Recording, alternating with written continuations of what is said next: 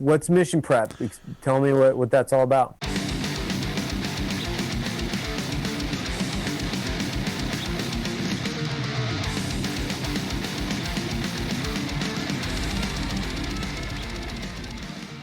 Young lost it. Thank you for joining us. It's over. Edit this out. We're done. That print's really cool. I like that. Dude, she's so good. Yeah, she does awesome. She just posted a video of this big mural she's doing. That was Man, really that cool. thing is ridiculous. Yeah, it's a whole wall. I'd like to get her to do a life size of Prometheus, our caveman guy. Mm-hmm. Yeah. Oh, I bet How fucking cool would I that bet be? she could, dude. Like with like details and stuff.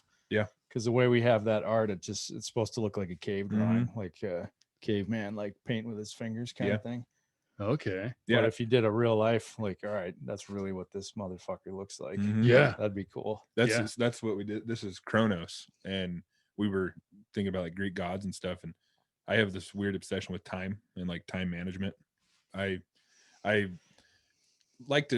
like to pick other people's brains who do a lot to see how they fit the fucking time to do it. We were just talking about that yesterday on the rolling around town. Yeah, and like me, I'm a pretty busy guy, but I see people who have way more to do than I do, and somehow they fit the time in between the family, the jobs, the extracurriculars, like a podcast or whatever it is. Yeah. And I'm always kind of enamored by like, how the hell do they manage the time to give their wife what they need, the kids what they need, the job what they need. Anyways, that's the time thing. We were talking about Greek gods, and I think some of how that happens is it's got to do with saturation. Yeah. In my opinion. Yeah. It's like, all right, you know where you're needed for a good chunk of time, and you know that it's going to take energy from other things that are important in your life, but you're going to like just hyper saturate that thing. Like, put all the water in that sponge that you possibly can and get back to those other things before those energy sources like totally dry up, and then just go and dump energy into that thing. I think a lot of it's got to do with just being present. Yeah. Yeah. Yeah. It's a battle for me sometimes, like, especially since we started doing this, because a thing like the podcast right now, and especially when we started, it's a hobby. It's a hobby we're doing. It's for fun. Well, if you treat it like that, that's how people will tune in. And yes. If people aren't feeling like some crazy level of intensity and they're seeing that you guys are having fun, that's what people want to see. And that that's, they're, getting something else out of it that they wouldn't normally get. Yeah. And that's kind of why we wanted it, to give us an excuse to talk to cool fucking people, pick people's brains, but it being, almost like a job we're not getting paid for. Yeah. It's hard to validate taking the time away from my kids and my wife sometimes. Yeah. And I mean, you're a married man, the wife probably sees it the same way. Like, what are you doing? But she's been super supportive of it. I mean, it was her idea to build this little studio and stuff like that. So it's been good, but time management, man, that's why we got that. Because that's where also father time comes from. Yeah. It's very cool. Yeah. That was our other idea too, though. Actually, it was funny. It was Prometheus, because I bring it up probably on every podcast, because like growing up, I went to a private school when I was really young, and I was like a religious family. To bring up Prometheus or anything of the Apocrypha is like sacrilegious, right? Right. Like it's all bullshit. King James said so, when he rearranged the Bible, and it's like, yeah, but Prometheus is a really cool fucking idea, man. Yeah. Like if any of that's true, which I don't care, it's really hand wavy, but at the same time, it's a neat idea. Like you had this genetic engineer who came down and was able to use their DNA code to make another species, whether or not we're a slave species or not, or it's just a science project. Prometheus is a really cool fucking idea. It might be, I don't know. It's just a cool idea though. Yeah. That's where we did the spin-off of that with our caveman character Prometheus. Oh, there you go. Oh, so he's Promeet for short, because we're Promeet. Yeah. And so that's his nickname. But we've come up with the Legend of Prometheus, and we'll be publishing that like within our different media sites and things. Oh, awesome. In the next few months. That's basically the story of like, how did the first human being consumed seared flesh? Yeah. Well, yeah, because there's ideas. Like it's interesting. I've seen those. You've probably seen them too. Those vegan documentaries on Netflix. Where it's like, see, the way our teeth are designed, we didn't eat meat. It's like, hey, motherfucker, this is a very biased concept, because there's also high amounts of evidence of, people started eating meat and then their IQs raised at a significant amount in the Homo sapiens, right? It increased the frontal lobe process or something like that. I mean, they said it was probably related to fish originally. It's like, okay, so we were eating meat a long time ago, and what's all this about? We were plant eating motherfuckers. Well, all those You know, like- documentaries, any documentary, they have a storyline to stick to, and they try Right. to make you believe in what they believe in. Yeah, Like that's What the Health, or what is that the one you're talking about? I think it was What the Health. Was that super? Yeah, that My Yeah. wife watched that when it first came out, Yeah. and I get home from work and she's like, I think I need to stop eating meat. I'm like, what? She's like, and I'm not drinking milk anymore either. I'm like, what the hell are you talking about? yeah. And she tells me, I'm like how that thing's been so debunked. Yeah, he was like, "Did you And- know that meat causes diabetes, not sugar?" Yeah. I talked to a doctor that said so. Like, no, dude, because you can measure immediately what sugar is doing to your endocrine system. Well, most of studies versus that meat. say that meat causes cancer and diabetes or any of that. That's The inflammation. meat in they're general. eating usually is fucking cheeseburgers with fries and a milkshake and all that, and they're doing these It's studies. fake meat, dude. It's it's I think So it's- my opinion in general, like I don't really care what people eat. Mhm. Like, do what you want to do. Yeah. yeah. You know, we do live in America. If you Yep. want to eat, salads your whole life and feel like shit, go for it. Yeah. Like I'm into the beef thing and the meat thing in general. We do beef, pork, elk, and bison, Mhm. and we do that because that's what we all like to eat, Mhm. and gives us the opportunity to have a bunch of extra meat at the ranch in case something bad were to happen. Yeah. And there's all kinds of people that think the way we do, Mhm. and they're stocking up their freezers and they're ordering meat and they're feeling good consuming it, and it makes us feel good to provide that service. It's kind of like the end result of how we want to really live our life, Mhm. with the livestock and the ranch environment and the hard work and the Yeah. calculated hardship. And Yeah. Well, and like you just said, I mean, there's people that think the way you do, and there's people that don't think that way, and that's Yeah. fine too. no, we're definitely It's- not trying to be all things to all people. Yeah. Yeah. And So, I think that's something that's getting lost with a lot of people especially America right now, mhm. is if somebody doesn't agree with you, they're the fucking enemy. Yeah, I don't And really that- I don't really care about that. Like, No. let people live their lives. Exactly. And same like political beliefs or religious beliefs or whatever it is. I can still be good friends with somebody who has completely different beliefs than me. I have friends that have different beliefs than me, and I think that's healthy. Yeah. Yeah, I don't think we're all designed to get along. Mm-hmm. If you look back at how humans evolved, Yeah. there's tribes and different sects of people and Mhm. different geographic regions of where people concentrated their efforts, and that's kind of how humans are designed. Yeah. We're not really designed to get along with everyone, so Yeah. you end up shouldering up to people where you have the same values and principles, and Mm-hmm. if you're lucky enough to start a business and find the people like that share your values and your principles, it makes work a hell of a lot more fun. For Yeah. sure. Well, Yeah. like you said, working on, the ranch, we are designed physically and mentally for manual labor, Yeah. and we're getting more and more away from it. And we have more episodes of psychosis. I've mentioned Viktor Frankl before, after he's in the Holocaust, he came out with this book, Man's Search for Meaning, like 1947. Yeah. He's like, with more automation, we're going to see more health issues, more mental psychosis. We're going to start worrying about things that are trivial. Wow. Like right now, everyone's just worried about what fucking gender they want to be called. It's like if you were busting your ass, having hardship and struggle every day, you would find meaning in that, and you would stop giving a shit about things that really aren't a very big deal on the big scope of things. Yeah. And you'd be a better person for it. I know a lot of people that are so pro Trump, but they work their ass off for a living, and they're still supportive of everybody else. Mm-hmm. And then I've met people who are very far left who sit in office all day and they're not supportive of anybody else's ideas. So I kind of see a pattern there. Like, okay, people who are doing what we're meant to do are essentially more well-rounded, mentally healthy, unless they're, in a trailer park on drugs or something. But Yeah, we've got two sayings in our family. The first one is like, stay in your own garden. Yeah. Like, well, you got to tend to your own thing. Why would you try to tend to, like, they have the right to do their thing the Mhm. way they want. And that just helps. We need to be confined. Like, a lot of times human beings overcomplicate things when they don't need to be. And the other saying is one life per customer. Yeah. Like, I can't make you change your mind. Like, that's up to you. yeah. So I'm all for, like, human independence and Yeah. American freedom, self-reliance, all that And stuff. I actually listened to a different podcast you were a guest on before you came on here, and you were saying something on there about like leading with love. Yeah. I remember you were talking a little bit about that, and I was like, okay, I like this fucking guy. Yeah. Because I don't remember what you guys were even talking about. Everything. I'm trying to think I think he brought up that you both had American flags behind you. Yeah. Yeah. And you, Well, I think we started talking about passion. Yeah. And if you can find a way to motivate yourself through passion, then it doesn't feel like work. Mhm. You know, it's just you living your life and living it the way you want, and trying to instill those values and principles in your kids. And, you know, hopefully you can find a partner in life to share time with that shares those same values and principles. And then if you're lucky enough to start or run a business or have any type of deeper organization, you can sort of sift through different people and find the ones that really you feel like your values and your principles, you know, you shoulder up with those people. Yeah. And you know, that's leading with love to me.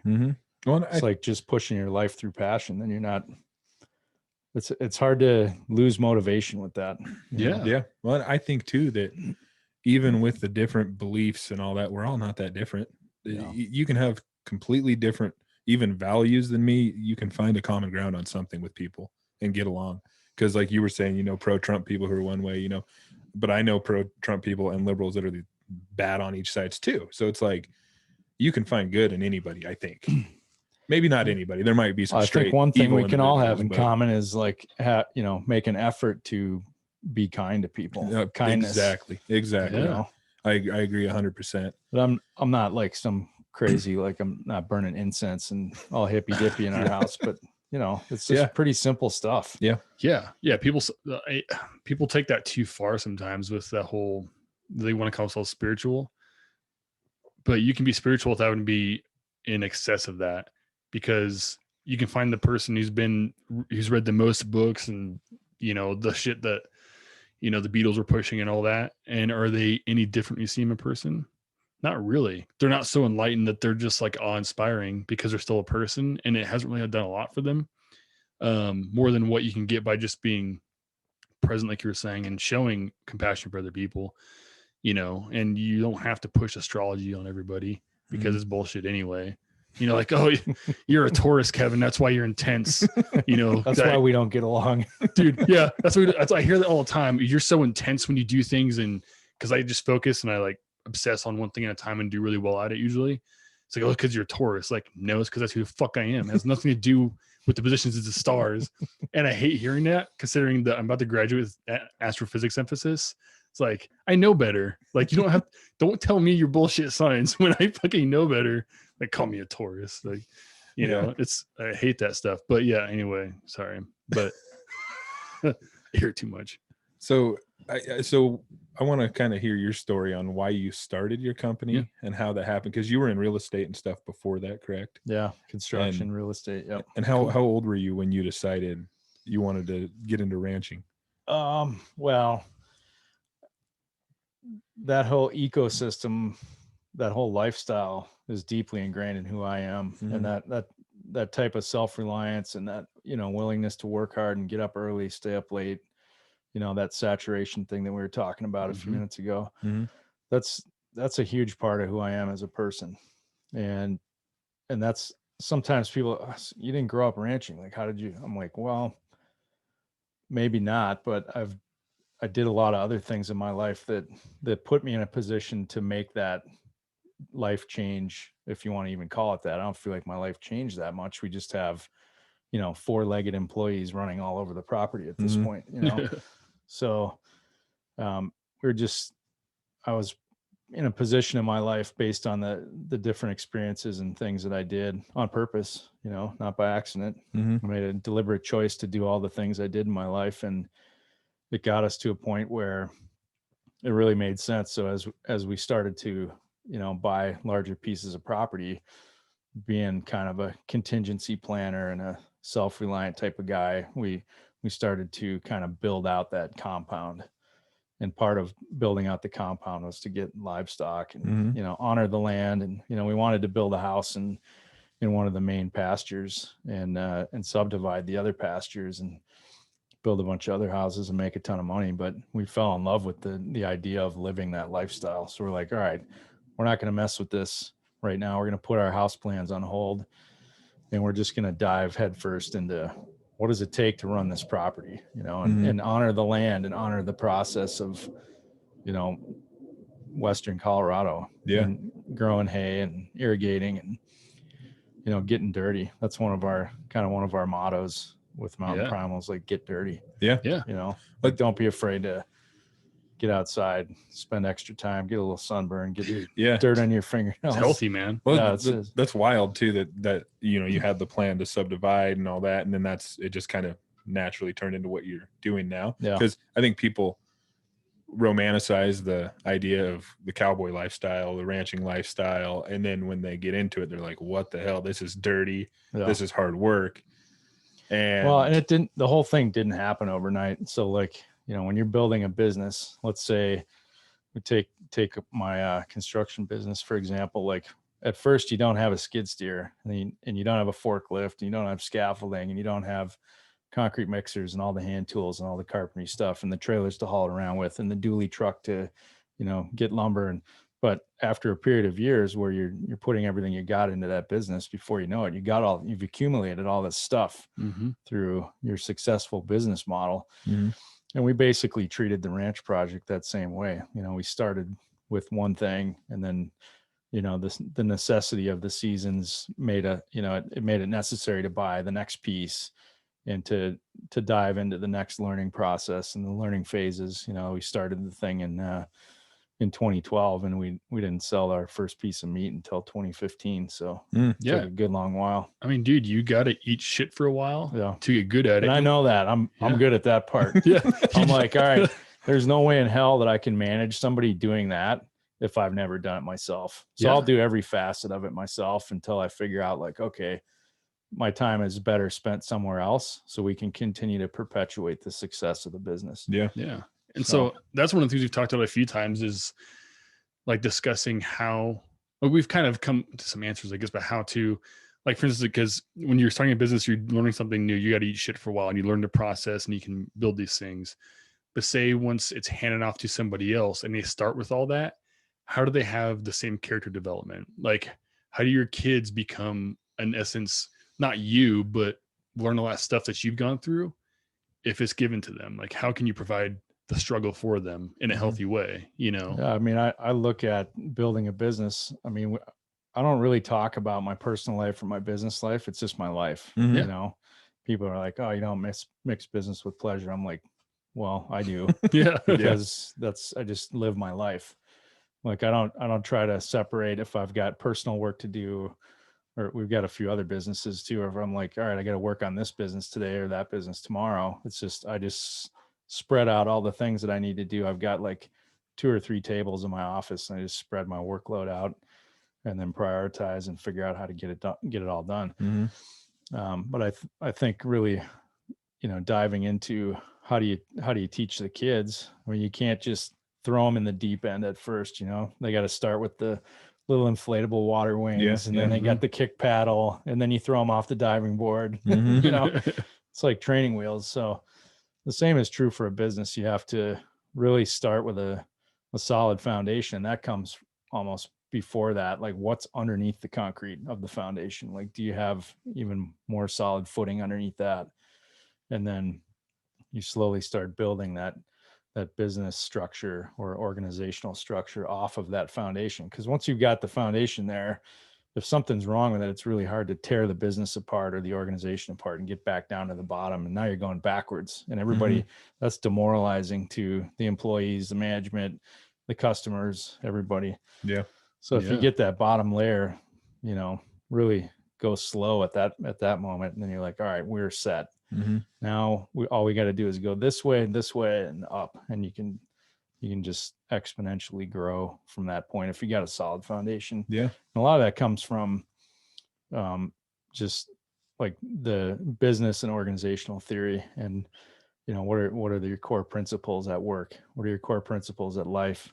If your core principles at work and in life gel really well, then you shouldn't have any issues with crossover, and you can just kind of live your life, business life, personal life, whatever.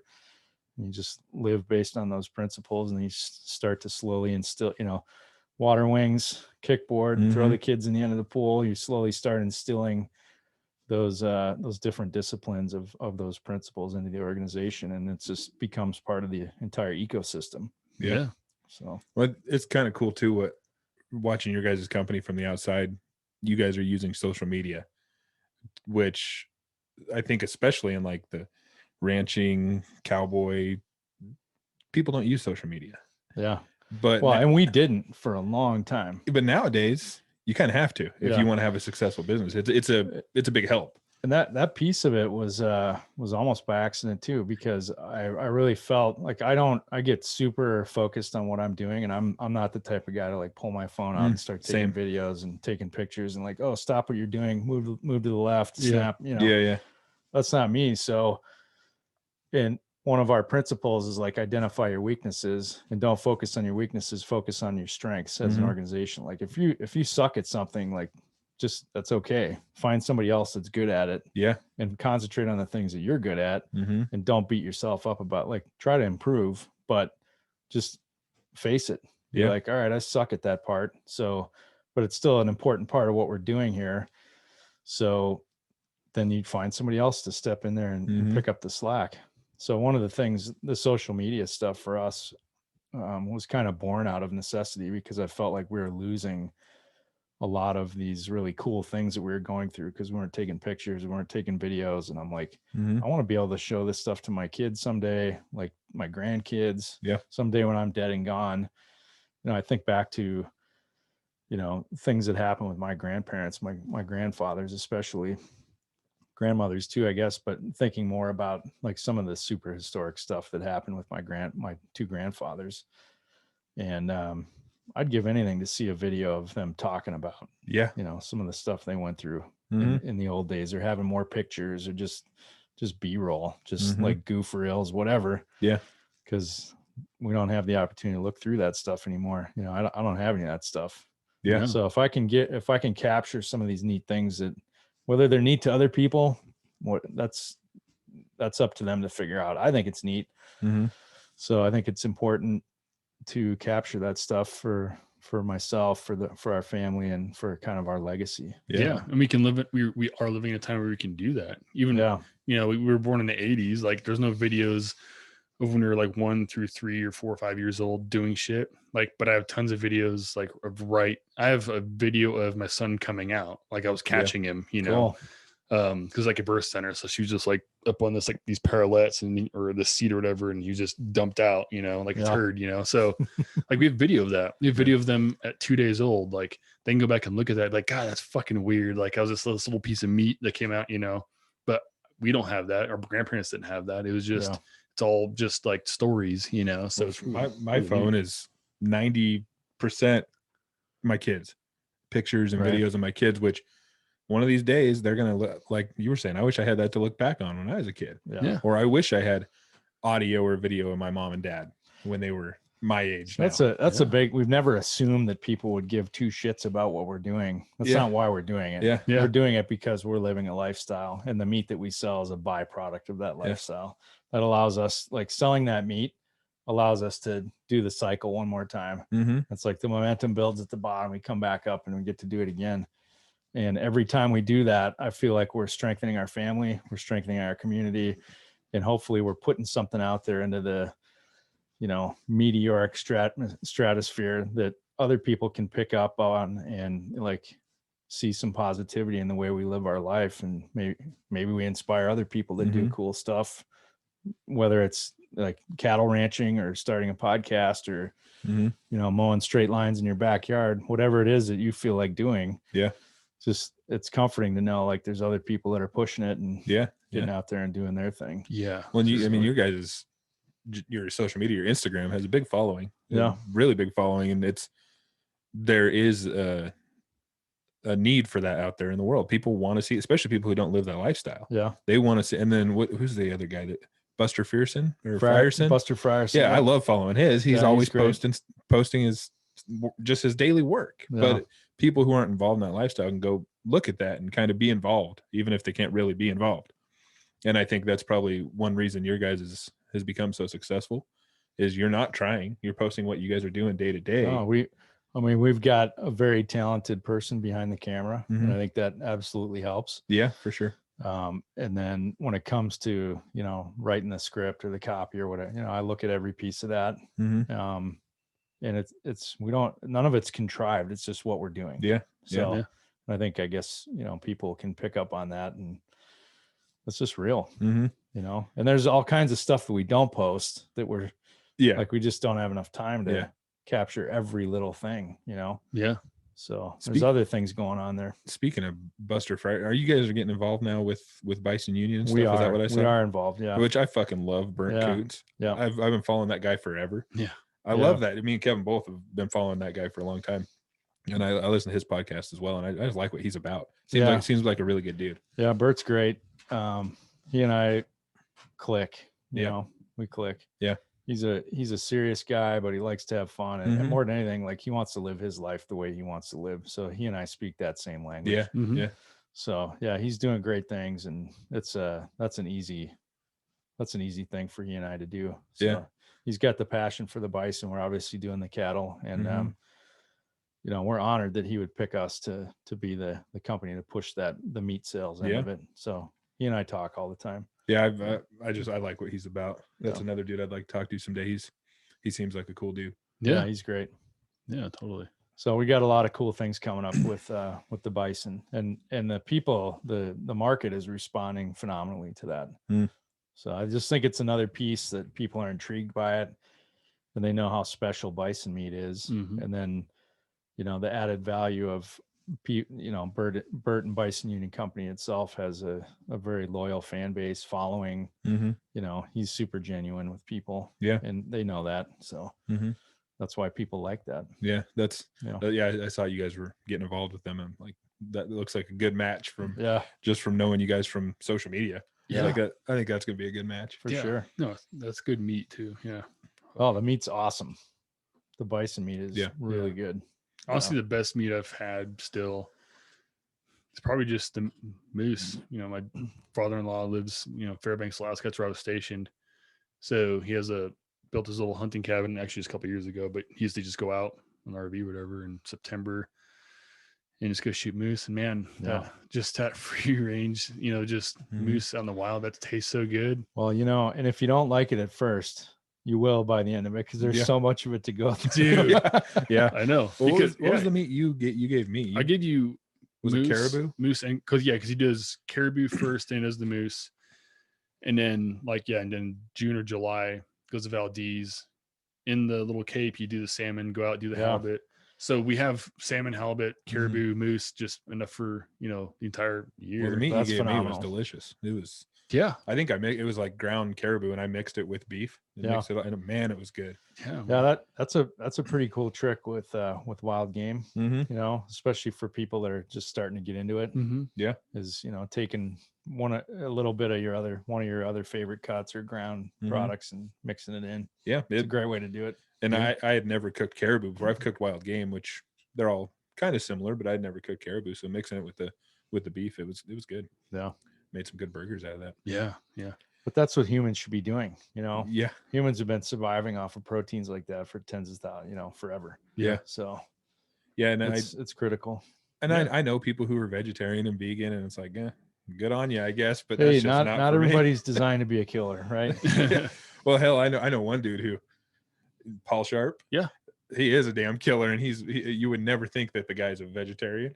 He's a longtime black belt in jiu-jitsu. Yeah. He was a cop in Chicago for like 20 something years. Yeah. And I think he's I don't know if he's vegan, or I think he's just vegetarian. It's just because he has. But it was this a health thing he had. reaction. Migraines or something. Well, that's an interesting thing. I mean, I think health related stuff, I think people really got to learn how to, interpret the messaging from their own bodies. Mm. And I think because we're getting less and less of the manual labor, we're not forced to listen to our bodies the way that we used to. Mm-hmm. So people are sitting in the chairs and they're in the office, they're sitting Yeah. in their cars, commuting, they're not pushing and testing and really pushing the limits with the physicality and the physical nature of our human body.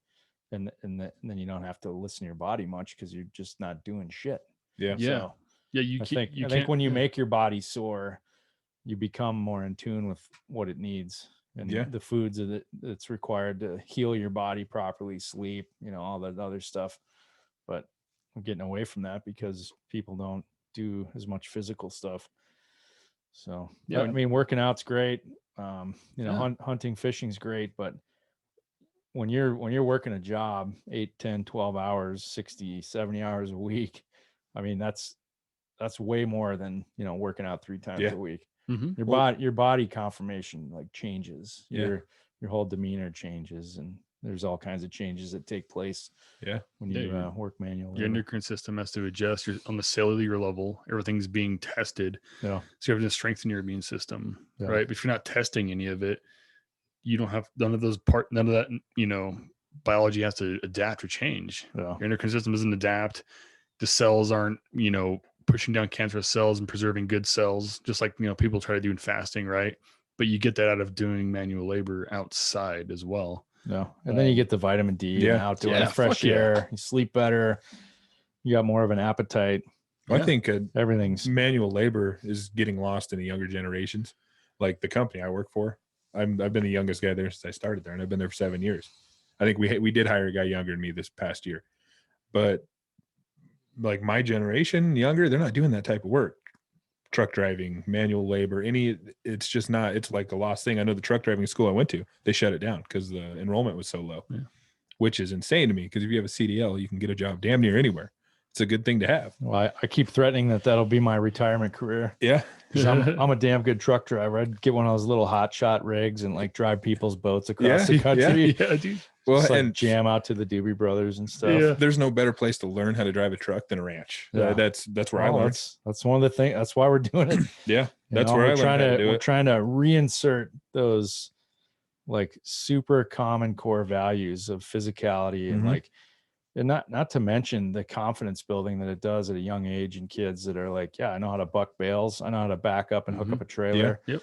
I know how to drive the truck out in the field. I know how to start the 4-wheeler, fill it up with gas. Like, Mhm. I mean, I could go on and on and on. I mean, that is the lifestyle. Yeah. And that is why we have Mountain Primal Meat Company. Mhm. Yeah. The meat is a direct byproduct of that lifestyle that we want to live. And Yeah. those meat sales, it just allows us to get, do that cycle one more time. Mhm. So, Yeah. Yeah, that's I didn't grow up on a ranch, but I ended up working on one when I was 18. And I kind of knew how to drive a little bit. My dad was a truck driver. I grew up around that, but there's nothing like hooking up a loading chute behind you that has one axle and you have to back that thing in somewhere. You know what I mean? And I really learned how to get shit into tight spots in weird conditions. I mean, yeah, nobody's there to bail you out. Exactly. Like it's all you. And now, like at my job, I drive a full semi, and to me, I don't want to sound cocky, but it's nothing. I'll pull a trailer and back it in anywhere, and I'll have other drivers that have been driving longer than me be like, "How in the hell do you?" I'm like, "This is nothing." The things I've done backing on a ranch, or even my last job, which was hauling lumber and stuff on job sites. Yep. This- Those get tricky Oh hell yeah, and muddy yeah. and slanted. And And you can we get had stuck. those Yeah. we had those Moffett forklifts. They hooked to Yeah. the back of the trailer, Yeah. and we'd unload our own thing.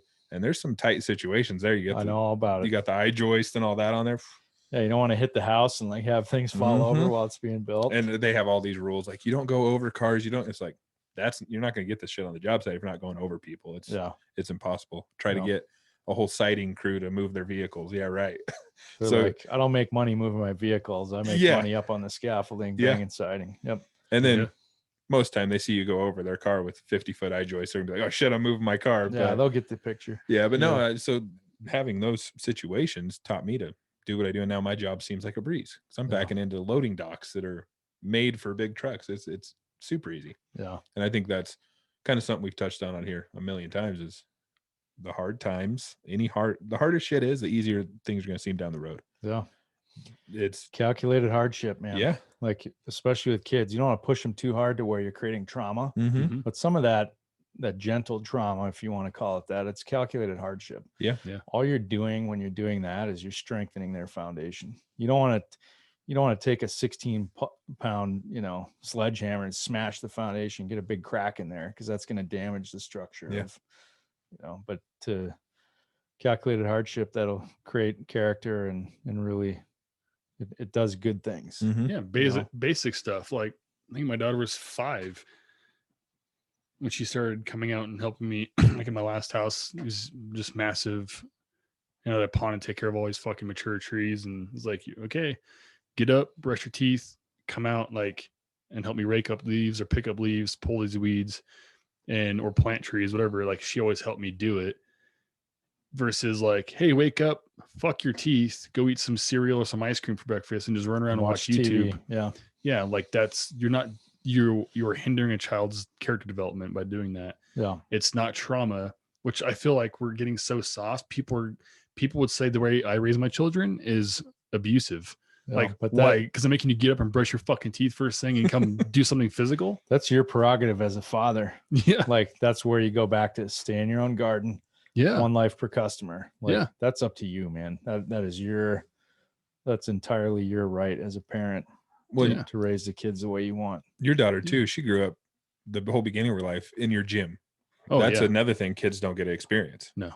He owned a CrossFit gym, and Yeah. it was cool because it was a family environment. I took my son, he was in his little carrier, and I'd Yeah. take him in there and set him up on a box for box jumps, and he'd just pass out while we're dropping weights, and he'd sleep through anything, and he still does because he Yeah. was kind of conditioned there. Desensitized to Mhm. that madness. But Yeah. his little girl, man, she was just running all over the damn gym and having the time of her life. But watching her parents and everybody else try to better themselves, and I think that's good for kids to see Yeah. Great. Yeah. it's good for them to yeah. see their parents try to do better in anything. And then when they get a little older, you can say like, all right, there's four trash cans in this building. I want you to find them all and show me that you've emptied all the trash cans. Yeah. You know, make it a competition. And then Mm-hmm. somehow, when I was growing up, that was instilled in us. Like we were rewarded for working hard. Yeah. And not monetarily or with like toys or gifts or anything, but just like affirmation. Yeah. You know, and that was the biggest reward. I think that's the biggest thing you can do for kids is give them calculated chores to do, and Mhm. you know, get them out there and a little bit out of their comfort zone as they continue to age into it. Yeah. Mhm. Yeah. Just keep kind of upping the ante, and before Mhm. you know it, they're going to be super confident, super capable, and just awesome human beings. Yeah. you Yeah. know? Teach them Yeah. a work ethic. Yep. My older son, we did that with the whole COVID shit. Everything was shut down. It was right towards the tail end of his school year when this all kicked off in March last year, whatever it was. And so he's home with nothing to do.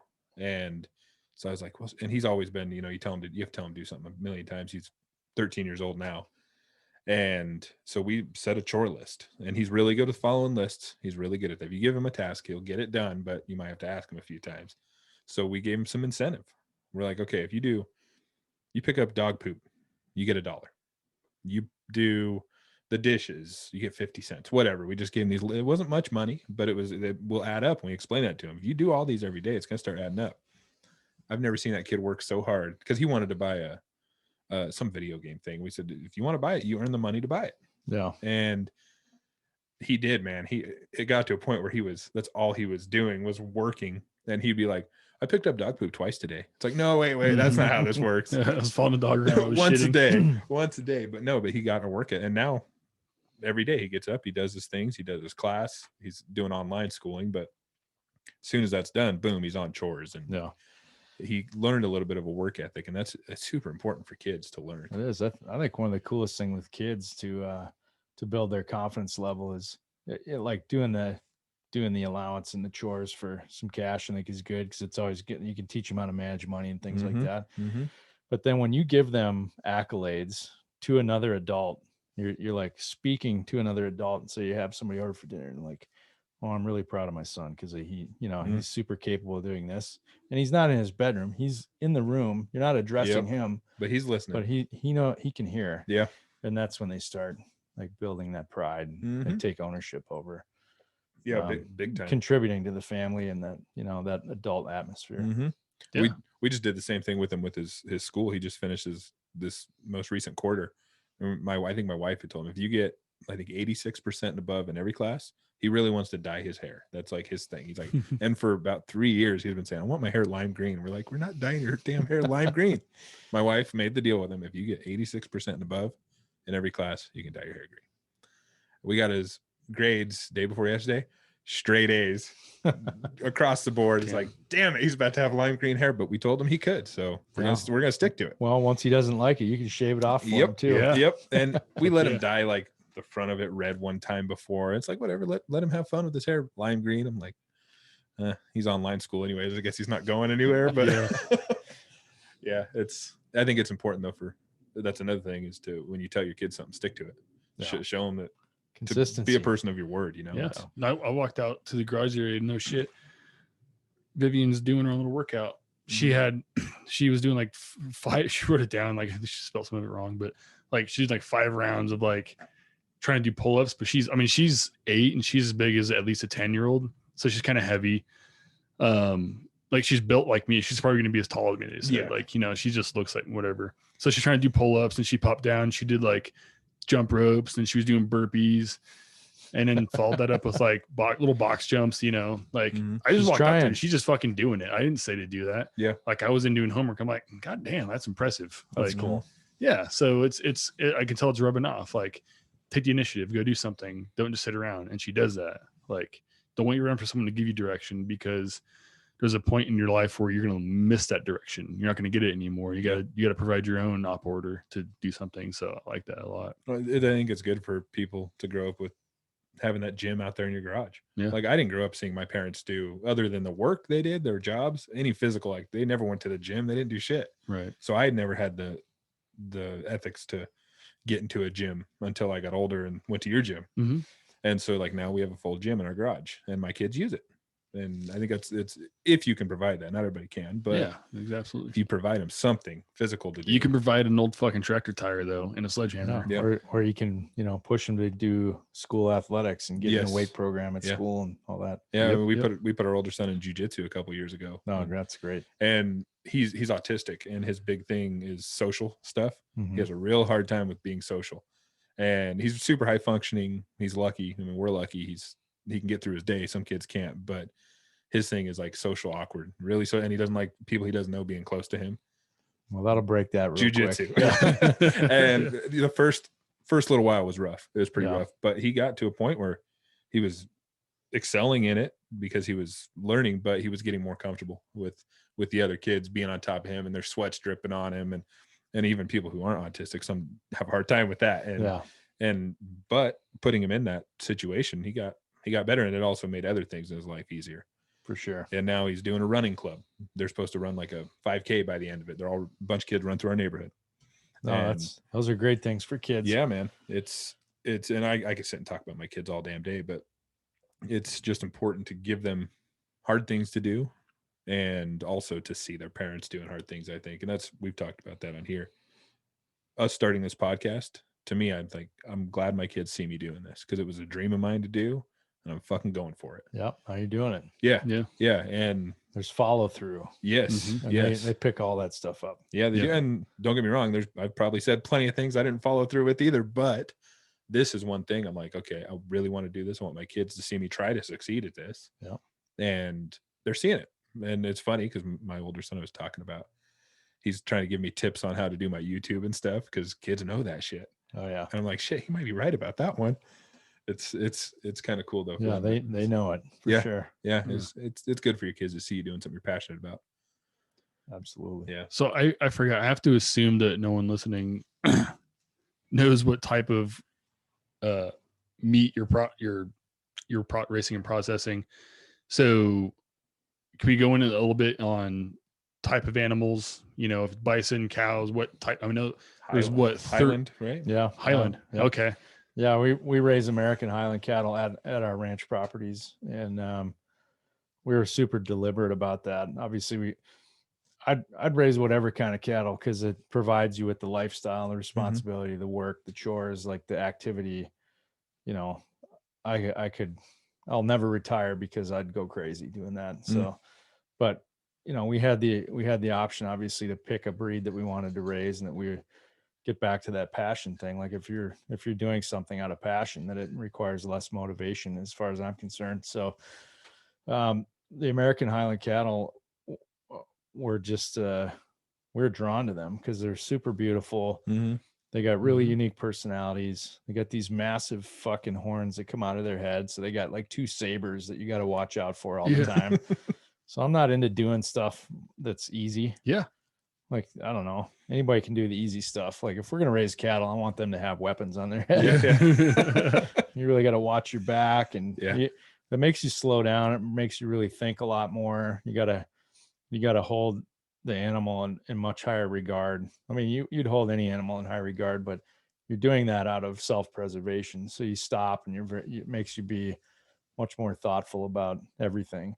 And it's interesting because it actually spreads makes their head bigger, and you can read a lot of their body language through their horns and like how they're carrying themselves. And so, and then obviously the people that have tried the meat, it's the Highland beef is phenomenal.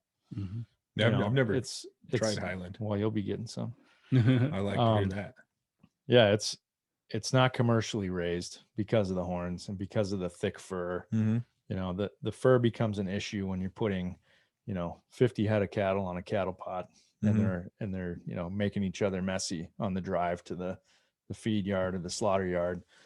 So that then in turns makes the processing facility much more messy, and E. coli and down the line with like trying to maintain a clean and healthy facility in terms of like bacteria and things like that. So that's one of the reasons they're not really used in commercially, big commercial beef operations. And the horns, when you load them on a trailer, they have the ability to hurt each other. So you can't put as many on a trailer. They get off the trailer, they can poke each other, stab each other, hurt the cowboys, hurt the horses, hurt anybody handling the animals. So it's not used as commercial beef because of that. And that's why we like it. I mean, it truly is a heritage breed of cattle. Yeah. And we want to promote the breed. So the best way to promote the breed is to sell the meat and allow people to consume it. And that'll help the herd grow over time, which we want to promote that. So they are beautiful too. Like Yeah. a couple weeks ago, I think you were posting the calves, little Yeah. furry, I was like, oh man, those things are cute as shit. Yeah, we're about halfway through our calving season right Yeah. now. Yeah. Okay. When do you guys brand? What time of year? We'll brand about the second week of May. Okay. Yeah. Yeah, the ranch I used to work on, we always branded in like the end of June. It seems so fucking late because they were big. Yeah, I remember that. Real big. Well, with us, we got to just we don't brand all of them. We give them all ear tags, obviously, but then sometimes when they're up in the forest rooting around, the ear tags will fall out. Yeah. So we typically don't put our mamas up in the real wild country because they're our most valuable. We don't want to lose them, stuff like that. So we typically will set aside a herd of our cattle, typically the steers, and any of the animals that are going to go up in that wilder country that we'll just give them the brand and then keep the brand off the other ones. That way they're not going through something they don't need to go through, and it's less work for us. So not every one of them gets branded, and it's not like we're running Black Angus. So they're pretty, like if a cow gets out and it's, on a neighbor's property 3 miles, 4 miles away, they know it's ours. Because we're the only ones around that have them. So they're already kind of branded, out of the sheer difference of the breed. So that makes it quite a bit easier. But the cattle love the high country in the summer. Yeah. They need that. They need that fresh air. They do. That ice cold mountain water and all the mountain grasses and the hanging out with the elk and the mule deer and the bears and the mountain lions and all that stuff. So we did, like I said, it was a late branding and those calves were big, and me being a big guy, I was always on the damn ground crew mugging calves, Yeah, and me too. I always joked and called them full grown calves because these things were fucking big, man. Yeah. And we had one guy on horseback throwing a rope, but you still got to get him to the ground. And we'd always be on the ground crew. By the end of the day, you're just beat to shit. Yeah, people don't understand how strong an animal on 4 legs is until they've tried to wrestle one of them. Yeah. The country we ran on here, it's all like high desert. Yeah. So, but during the summer, we'd go up north, up in the mountains up there. We had some property up there, and fuck, I would live up there part of the year, and that's the biggest thing I miss about working on the ranch. That's beautiful. Oh there. man, and I was up there for hunting season too. And it looks way different than the country back where we're at. Yeah, It's just different. I was going to ask you. So this your first time here, you said, To this town, to yes. Boise. Yeah. How are you liking it? Yeah, it's great. Yeah. It's clean. It It's is well organized. It is. It's Boise's. I heard it's growing a man, lot this last year. It's growing. It's been growing since we were kids, nonstop. But the last, I'd say 5 years, it's exploded. I think they said 5 years ago it was like 110 people a day. I I mean, mean, more than that. just to get That's nuts. just to get into an entry level apartment here, I think their entry levels are like $1,250 a month. You have to have like credit of like 600 up. Background check. Obviously, you got to make 3 times the amount. That's just for a fucking apartment. Yeah. Good Unless luck with that. Yeah. So yeah, it's exponentially grown. I think the population of Idaho was like 750,000 when we were growing up, and it's like 1.8 million right now. Well, Wow. where we're sitting right now, what, 5 years ago, this was all farmland, all of it. Well, maybe we should stop talking about how fucking awesome it is No here. shit. It's the secret's out, This man. place, is, this place is a shithole. I'm transparent. We are probably the only people from Idaho that live in this neighborhood. Yeah, I mean, there's basically, I think I've met one other family that's from here, that's fucking crazy. and like neighbors on both sides. I mean, we got people from Colorado on one side, people from which they've been here quite a long time, but I think they're originally from Arizona. Well, And- I think this phenomenon is happening all throughout, though. Yeah. I mean, even our area. Yeah. In the time that we've been on the ranch property, it's really gotten quite busy around where we're at. Mm-hmm. Yeah, And I think that's happening everywhere. So So, people are sick of California. They're sick of New York. They're sick of New Jersey. Well, They're just like, fuck it, get out. You get like this older generation of people, Idahoans that are from here, and they are salty as shit about people coming here, which I get. But I like living here. Why the fuck wouldn't somebody else want to live here too? It's a nice it is a place. free country. It is. Yeah. For the moment. It is. Yeah. And for the moment. And like where we're sitting right now was all farmland. You had north from here, it's called Eagle Road. It's one of our biggest, busiest roads. Eagle and Fairview, it's an intersection. Mhm. It's the busiest intersection probably in the state. Mm-hmm. Wow. When I was a kid, I used to be in rodeos, mutton busting right there. Yeah. Now Really? there's a Krispy Kreme and a Red Robin Oh and man, a big shopping center. And when I was that's a sign of getting old. Oh, When man. you can like drive around and be like, I remember when there Yeah. used to be cattle in this Yeah. field, and there's this used to be a dirt road. Yeah. We're doing that where we're at now. it's Mhm. There's like crazy. roundabouts going in, and Yeah. there's a Starbucks, and Well, actually, there's You speaking of roundabouts, there's a roundabout just like a mile down the road here. And years ago, there was a house on the corner there, and man, that guy fought tooth and nail to keep his property. yeah, I know about that. I drove over that when I came here. I just drive through them. Yeah. But there was a house, and man, that guy held on for a long. I remember he had signs in his yard saying they're trying to steal my property. Yeah. It was Dude, it was an ongoing battle. Those for years. roundabouts, I think my uncle calls those liberal intersections. Yeah, Dude, he's Yeah. like, fuck those liberal intersections. we call it the vortex. Yeah, Like once you get in the vortex, you're just gonna spin out the other side. yeah, those are really new to here. Like we never had roundabouts until the past couple. I think of that years. was the first one. Maybe it was like a trial run. It's a 'cause now sign of they're the all over. times, brother. Yeah. Things are changing. Yeah, Yeah. like, we're not French. I feel bad for those old timers though. They're like hanging on. Yeah. They're fighting for their Me way too. of life.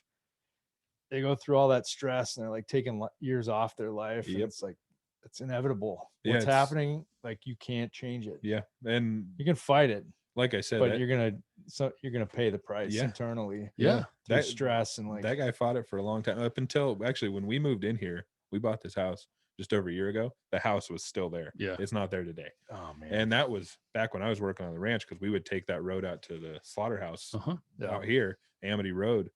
And back then when I was working on the ranch, I'd drive by it all the time. And he had Yeah. all his signs up. They, don't let this roundabout go in. Roundabout went in. Part of his property is gone, and now it's gone. I think they're building houses there.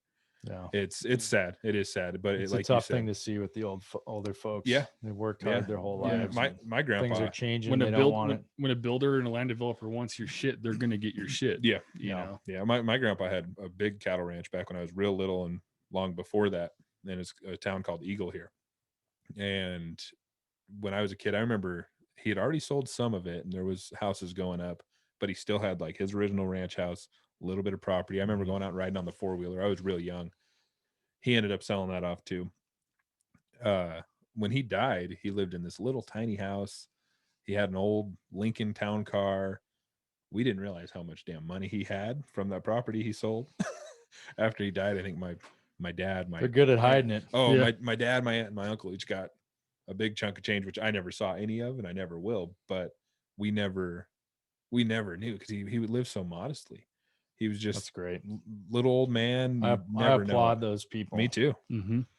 Me too. Because you become a slave to that material stuff in Mhm. your life, and it can take you over. It Yeah. can consume you. That's a fact. My father-in-law. I mean, yeah, he put some money into his land by building his hunting cabin and his sauna out there and everything.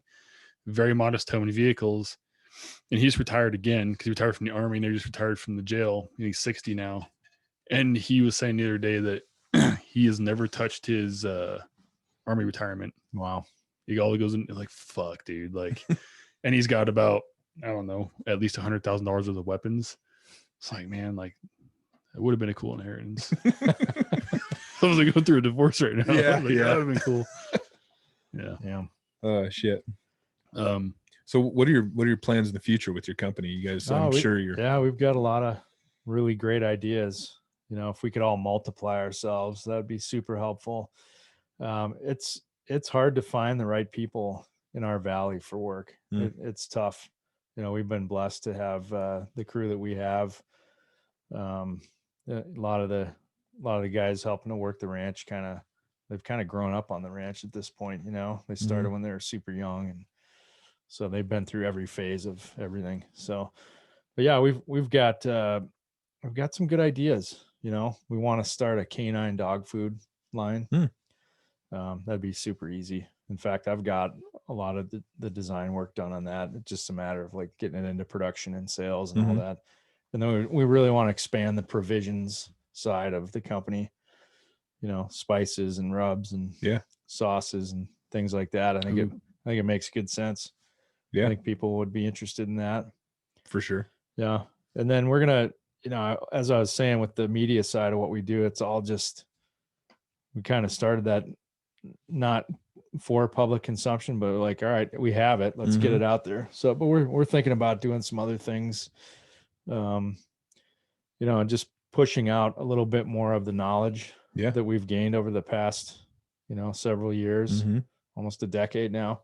Yeah. And turn that into some type of forum where we can kind of start to push out some of the things that we've taught ourselves and lessons that we've learned. And I think people would tune into that in whatever form. You know, we got to figure out what forum that would be, whether it be written or podcast. Yeah, something like or that. do like a little reality TV show, dude, like the real Yellowstone. Yeah. Like, and people are getting killed every day. Hey, I like that. I like that. It was a good show. But I can't believe it's how entertaining. Yeah. I can't believe how dramatic it was. You know, you'd be a good guy to talk about it. There was some. Have you watched Yellowstone? Yeah. There was some things like little details they got right. Yeah. Like down to they have to, because they know that their audience are dudes like me that are into, you know, hanging out with cattle, and livestock, and driving trucks. But I mean, even down to like the clips for the fence, and the fencing tool. And I'm like, shit, you don't usually see that, even if it's a movie straight about cowboys. You don't see the clips, you don't see the fencing tool. And they got, so I was like, hey, not bad. They got that right. Not and then bad. there was some. It's like these military bullshit, movies but they get. Maybe that'll be my next career. Yeah. I'll be a movie production consultant on ranching there you accuracy. Go. Well, that's, you talk about that. Like, there's military movies that I'll watch and I'm like, fuck yeah, these are so good. Kevin will watch them. He's fucking been there. I haven't. And he's like, that's the worst fucking movie I've ever seen. Dude, the worst one is one of the most appraised movies ever made, The Hurt Locker. Never in fucking, as long as I'm alive, will you ever see a Marine or Army checkpoint with 50 cals let some dude in a car roll up on him without lighting up? Because everybody on there, you join the infantry because you're already fucked up in the head. You want to shoot somebody. They don't let someone roll by, and then for some EOD guy just to put up a pistol and be like, I got this. Like, fuck you. You're Army EOD. You don't matter. That's Hollywood for sure. Yeah. That was Catherine Bigelow, right? Yeah. Yeah. And then she got her shit a little bit more straight for Zero Dark 30. Yeah.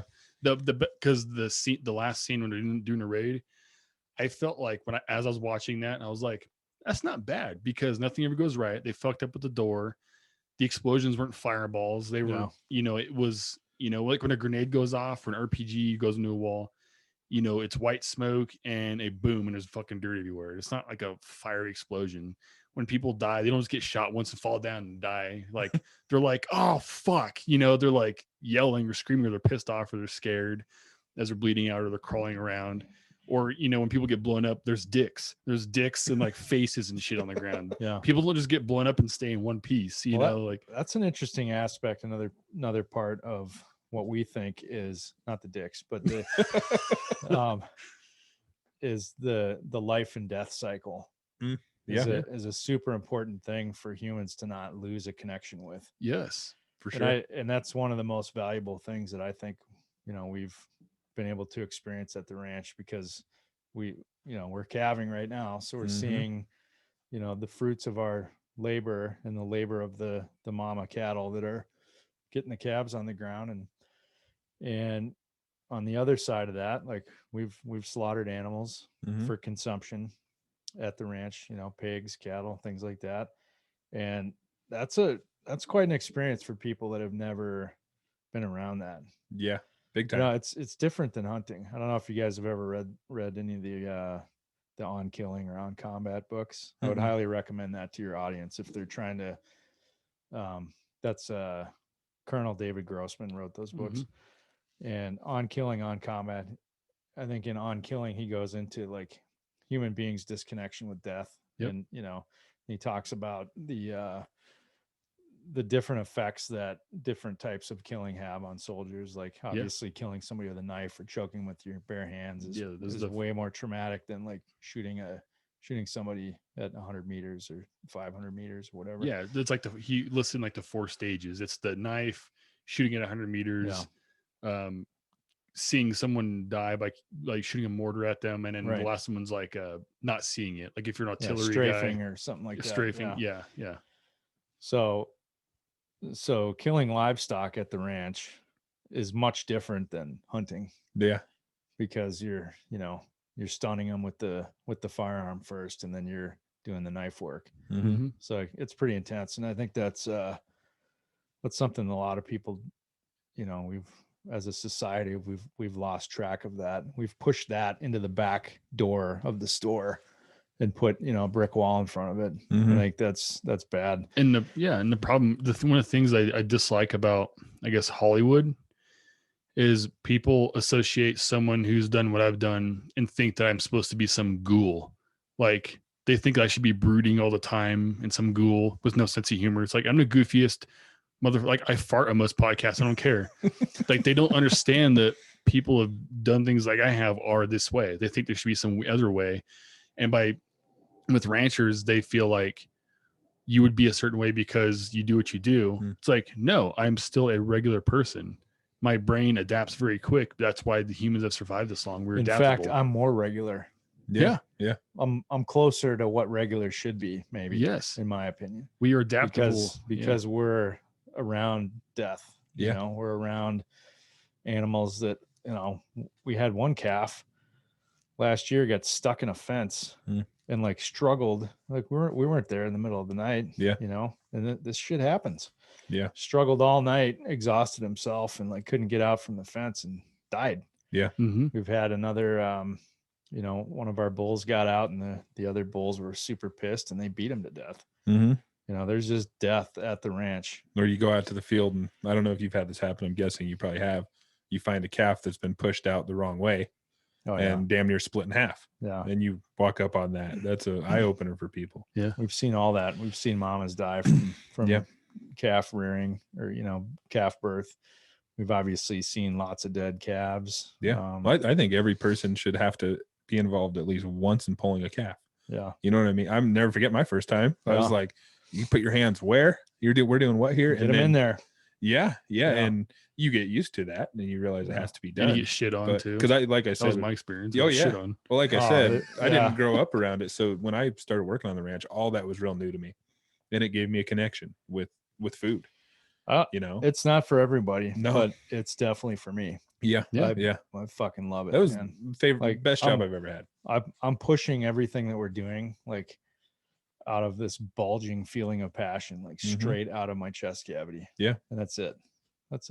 And I love to see that. And we want to bring people around, and shoulder up with people in our organization that have an understanding of what that is, and that also have that feeling, that passionate feeling inside of them. It's like, if you can do that, like that's the biggest feeling of success to me. Yeah.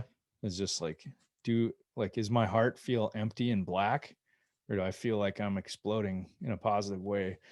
And I have so much energy here that I got to push it into this business, and push it into these the personnel and the people within the organization, and just get that passion out there and let it drive everything that we're doing.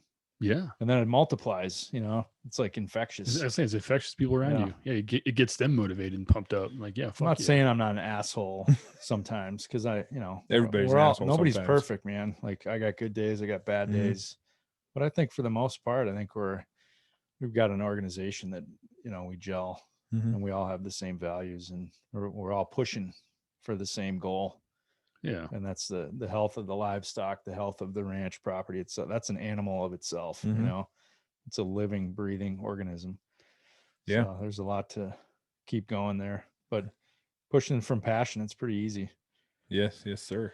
Yeah. And that's what makes, and yeah, no, I would never call someone, like, I've worked in fields like that, like in tree business too. Guys that are ass kickers, it's like, you gotta, if you're driven and you're an ass kicker, you gotta have some asshole in you. Yeah. If you just wake up in a fucking, one of those fucking, I don't know, those One Piece things, like a shaman, like at peace with the world, it's like, you're not gonna get anything done. You're not gonna get a single fucking thing done in your day. Yeah. Like, you gotta be an ass kicker, and you've got to be kind of an asshole. Have a little fire in you. Yeah, dude. Well, the big thing, I think it's part of a man's job. And I'm speaking from that standpoint, because that's who I am. I want to be a good man, but it's part of your job as a man to, like, call people out. Yeah. And if they think you're an asshole because of it, they'll get over it. Yeah. But you got to be true to yourself and the values and the principles you have. And if you're not calling somebody out for their bullshit, whether it's in your personal life or at work, then you're not doing your job as a human being. Yeah. You know, this dude never did this service. And more people, like, if more people had friends or employers like that, I think the world would be a better place. Agreed. And just like, we're holding each other accountable. Yes. Yeah. Humility is huge, man. You gotta have it to be a strong person, or like I said, a man. If you Yeah, don't have humility, you're just faking. Well, and have the courage to admit when you fucked up. Yeah. Like, hey, as hard as I've had a hard week. I was, I did the wrong things this week, but I'm going to try harder next week, or whatever it is. And just, ask for help. Yeah. Yeah. Well, shit, that's a good place to end it, I think. Okay. That was, I don't even know how long. We've been going over an hour. Cool. Well, we appreciate you coming. Thanks for having me. I know you drove all the way from Colorado just to do this podcast. I drove all the way here to have that breakfast buffet, dude. And I told her we were coming back. I said I was in the restroom, so we're gonna go back there and get some more. No, it slaps. Yeah, sure. No, you came do stuff with Eberly Stock. Yeah. We're supposed to be going down there 2 weeks. Talk to Glenn. Yeah, I think they mentioned that. But yeah, I'm excited about that. That guy, interesting dude. They're a great company. I've been aware of them since I grew up here for a long time. I didn't really know what they were all about, though. I've driven by their building a million times. Yeah. You can't forget the name Eberly Stock, but when I was younger, it was like, what the hell is Eberly Stock? He was more aware of what their company is. Right. I think you said you applied there when you got out of the military. Yeah. Well, I used their stuff like in sniper school and stuff. I really like this shit, Yeah. Yeah. I applied there with some I want to bring this up when I go on there. Like, do you have my resume and file somewhere? Because it's fucking hilarious. Like, I obviously didn't get the job. But yeah, we're gonna be talking to them in a couple weeks. Cool. They're great Americans, great company. They have surrounded themselves with incredible people. Yeah. So it's a testament to how they're doing their thing. And it seems like there's great few companies out there right now doing it right. You guys being one of them. Thank you. You got Eberly Stock, got Black Rifle, and we're watching all these companies from the outside, and I'm like, fuck, I like what these guys are doing. And like me and Kevin were like, we just want to be involved somehow. Want to be involved with these people because you all seem like really cool people, but good fucking people. And I think there's a lot of good people in this world, and us being able to talk to them and let other people hear that there's not a bunch of shitheads out there running around. Well, it's important to share some of the stories of how things go down. Yeah. Yeah. I agree. You got to talk about it. Yeah. Well, and doing this, I mean, we've met some really fucking awesome people. we Well, would've you'll never- continue to. We'll throw some folks your way Dude, too. Heck yeah. I like to Yeah. hear it. I like to hear it. All right, well, let's go ahead and wrap it up, and then what we got Baker later today. Okay. So, So- hold on. Where can people? Yes, Find your where can people products. find you? Oh yeah, Mountain Primal Meat Company on the web, mountainprimal.com, and then socials are at Mountain Primal. I think we've got a YouTube channel, MPTV. We're gonna start adding more videos to that in the next 12 months or so, Awesome.